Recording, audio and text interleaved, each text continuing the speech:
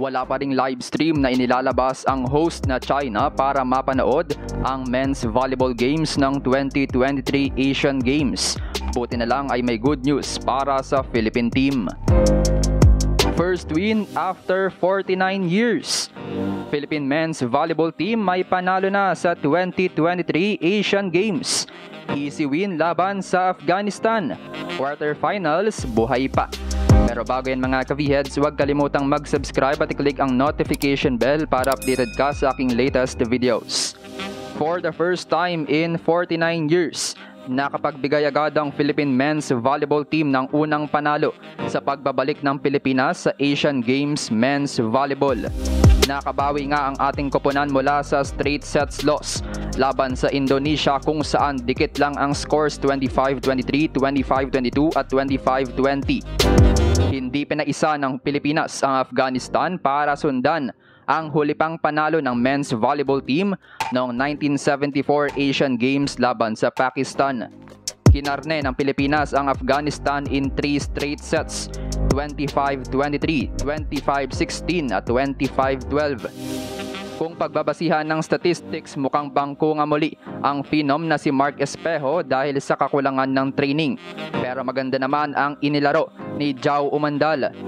Starting players muli sina Brian Bagunas, Jao Umandal, Steven Rotter, Kim Malabunga, Lloyd Josafat, Vince Mangolabnan at Vince Lorenzo. I-top scorer muli ang bazooka na si Brian Bagunas with 16 points from 14 attacks, 1 block and 1 ace plus 7 receptions.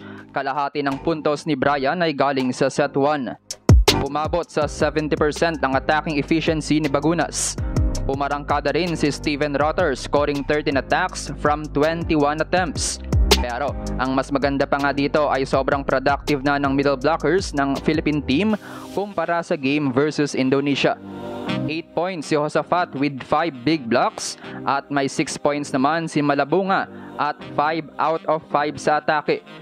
May 7 points, 12 receptions naman si Jao Umandal habang 4 out of 5 sa atake si Mark Espejo with 1 block and 1 ace para sa 6 na puntos plus 3 digs at 5 receptions.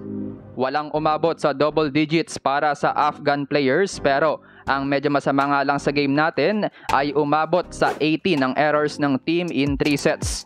Top scorer ng Afghanistan si Ghulam Haidari with 8 points. Merong 48 attacks, 64% ang success rate, 8 blocks at 5 aces ang Team Pilipinas.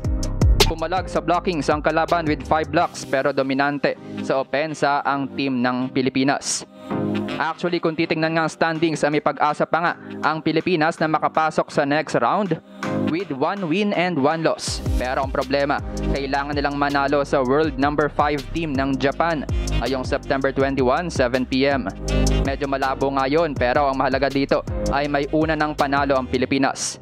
Bagamat wala mga famous athletes na sina Ran Takahashi, Yuki Ishikawa at Eugene Nishida, ay no doubt na napakalakas pa rin ng Japan team na ito. Ang maganda nga lang ay mas dominating ang panalo ng Pilipinas laban sa Afghanistan dahil nakadikit nga mga Afghan sa first and second set laban sa Japan. Kung matalo ang Pilipinas sa powerhouse Japan team, malalaglag ang Pilipinas sa 13th to 19th place ang ating team. Pero kung maka-upset naman ang Team Philippines ay malaki ang tsansa na makapasok tayo sa top 12 teams ng men's volleyball. So far, leading ang Japan at Indonesia sa standings ng Group F at tanging 2 teams lang sa bawat group ang papasok sa susunod na round. Pangatlo sa ngayon ang Pilipinas habang laglag na ang winless na Afghanistan.